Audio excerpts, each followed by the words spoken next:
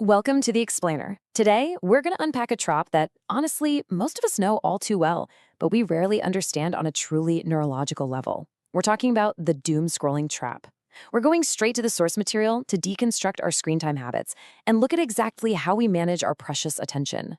This is a fascinating dive into what actually happens when our natural, very human instinct to unwind collides with algorithms that are literally designed to never let us go. So, let's start with a scenario we have probably all shared. Picture this. It's the end of a long, exhausting day. You finally sit down on the couch, you pull out your phone, and you start swiping. You tell yourself you're just relaxing, right? It's completely well-intentioned. You've worked hard, you want to wind down, and you just need to rest your mind for a few minutes. We all do it. And in that moment, it feels completely natural and entirely harmless.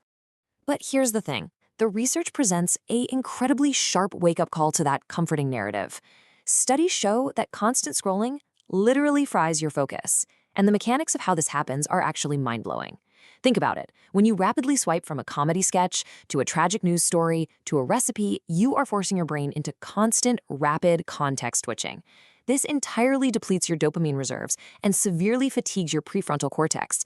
That's the part of your brain responsible for deep thought and executive function. So instead of recharging your mental batteries, you are actively draining your cognitive abilities. Section 1. The illusion of relaxation. It is so vital to understand how we frequently mask deeply harmful habits as a form of self-care. We've somehow convinced ourselves that mindless consumption equates to rest. But confusing a fried focus with relaxation is a really dangerous misconception. From a clinical perspective, the doom-scrolling trap is defined as a repetitive behavior that rewires your brain to stay stuck in a cycle of emptiness. See, because the human brain naturally seeks closure, we keep scrolling, instinctively searching for an endpoint or some kind of satisfying conclusion. But the feed is bottomless. There is no end. This fundamentally rewires your brain's circuitry to anticipate a reward that never actually arrives, leaving you trapped in a cycle of emptiness. Section 2. The path of dismissal. Now that we understand the trap itself, we need to explore its mechanics. How exactly do we slide down this slope so effortlessly every single evening? Well, let's walk through how this takes shape. At 8 p.m., you sit down intending to check just one thing. Maybe it's a quick message or a single news headline. By 9:30 p.m., you are fully on the easy path of dismissal. You're swiping away notifications, you're dismissing longer, challenging articles in favor of bite-sized videos, and you're just letting your attention helplessly drift. And then suddenly, it's 11 p.m. You are deep in the cycle of emptiness, and hours have completely vanished without a trace. This frictionless descent basically happens in 3 distinct phases. First, we take that easy path of dismissal, trading our original goals for the evening for low-effort input. That immediately triggers phase 2, which is falling into endless consumption. This is where the algorithm takes over. It's literally noting your micro-hesitations and feeding you a continuous stream of hyper-optimized content so you never have to make a conscious choice again. And before we can even process what we've consumed, we hit phase 3, vanishing hours.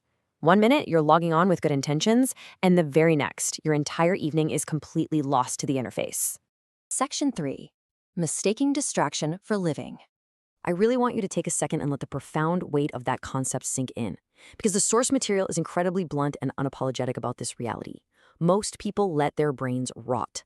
It is a harsh, visceral realization. By passively engaging in endless consumption, by repeatedly choosing algorithmic distraction over actual engagement with the physical world around us, the research points to an active decay of our mental faculties.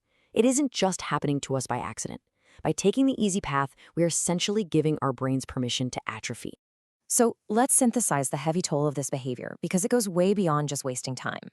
It literally fries your focus, stripping away your ability to sustain attention on deep, complex tasks.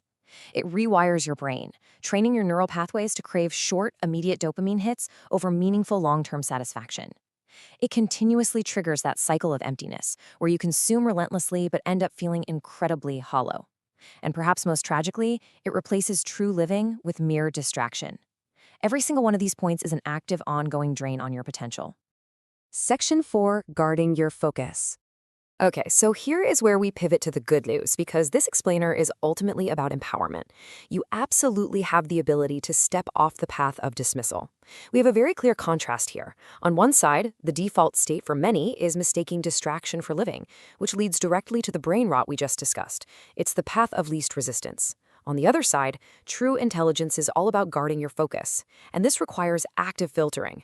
It requires you to consciously decide where your cognitive energy goes, rather than letting an app dictate your mental diet. This insight builds to an incredibly powerful analogy from the source text. True intelligence guards its focus like treasure. Think about how you protect literal, physical treasure. You don't just leave it out in the open for any passing stranger to take, right? You lock it up. You fiercely defend it. You treat it as something of immense, irreplaceable value. Well, your focus, your attention, your cognitive energy, that is your most valuable treasure in the modern information economy. You have to be deliberate, you have to be intentional, and you have to be fiercely protective of it every single day. Which brings us to our final fundamental takeaway. Are you living, or are you just distracted? The next time you sit down at 8 p.m. and reach for your phone to unwind, I want you to remember this explainer.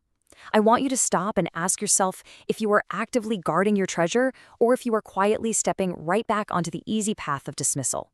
The choice is entirely yours.